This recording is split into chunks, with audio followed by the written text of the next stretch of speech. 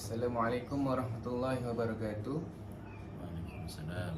Baiklah, di sebelah saya merupakan seorang cikgu bahasa Melayu di sekolah lama dahulu. Nama cikgunya ialah Cikgu Sabarudin. Jadi hari ini saya akan terima kasih kerana sudi menemu bual dengan saya pada hari ini. Sama-sama. Jadi ada beberapa soalan yang ingin ditujukan, iaitu soalan pertama, apakah isu ataupun cabaran literasi membaca dalam kalangan murid? Baik, pertamanya terima kasihlah kepada adik kita. Siapa nama? Mama Afiq sudi datang ke rumah saya. Ini pun masih bulan raya. Saya pun nak ucapkan selamat raya mak zahir batin. Jadi insyaAllah saya cuba menjawab apa persoalan yang ditanyakan oleh adik kita ni berkaitan dengan isu bahasa, isu membaca. Okey, apa yang dapatan saya ni dua isu yang saya rasa besarlah dalam isu membaca ni. Pertama, kekurangan bahan bacaan yang sesuai dan menarik. Jadi isu utama dalam literasi membaca ialah kekurangan bahan bacaan yang sesuai dengan tahap umur dan kebolehan pelajar. Banyak bahan bacaan yang terlalu sukar dari segi bahasa dan tidak menarik dari segi kandungan. Selain itu, bahan bacaan yang disediakan juga kurang pelbagai dan tidak memenuhi minat. Berbeza dalam kalangan pelajar seperti cerita, komik atau bahan santai. Keadaan ini menyukarkan pelajar untuk memilih bahan yang sesuai dan mendorong mereka membaca secara konsisten. Itu isu yang pertama. Dan isu yang kedua saya dapatannya ialah kurangnya sokongan daripada persekitaran. Maksudnya isu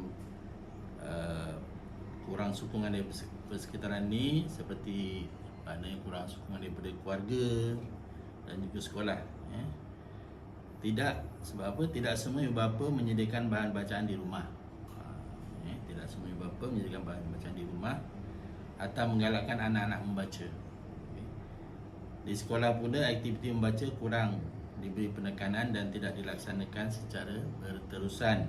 Selain itu, persekitaran yang tidak kondusif juga menyukarkan pelajar untuk menjadikan membaca sebagai amalan harian. Jadi saya rasa itu dua isu membaca yang saya boleh ketengahkan. Jadi apakah cadangan penyelesaian yang boleh dibuat untuk mengatasi masalah literasi membaca dalam kalangan murid-murid? Okey, jadi berkaitan dengan isu tadi, jadi saya cadangkan ada dua cadangan untuk menyelesaikan masalah literasi membaca. Cadangan pertama saya ialah kita kena memperbanyak dan mempelbagaikan bahan bacaan. Pihak sekolah dan ibu bapa perlu menyediakan bahan bacaan yang pelbagai, menarik dan sesuai dengan tahap pelajar seperti buku cerita, komik pendidikan, majalah dan bahan bergambar. Perpustakaan juga perlu dikemas kini dengan bahan terkini bagi menarik minat pelajar.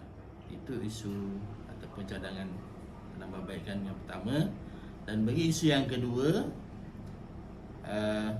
kita kena memupuk budaya membaca. Budaya membaca perlu dipupuk melalui kerjasama ibu bapa dan sekolah. Ibu bapa boleh meluangkan masa membaca bersama anak-anak, manakala pihak sekolah boleh mengadakan program menggalakkan membaca seperti pertandingan membaca dan sudut bacaan yang menarik. Jadi guru juga perlu menggalakkan pelajar membaca secara konsisten. Jadi rasanya itu dua penambahbaikan untuk literasi membaca. Mudah-mudahan dengan dua penambahbaikan ni boleh membantu dalam proses literasi membaca. Itu saja Encik Habib. Jadi terima kasih Cikgu Sabarudin kerana telah memberikan satu ataupun lebih pendapat tentang isu-isu literasi membaca dalam kalangan murid-murid. Ya. Terima kasih Cikgu. Ya,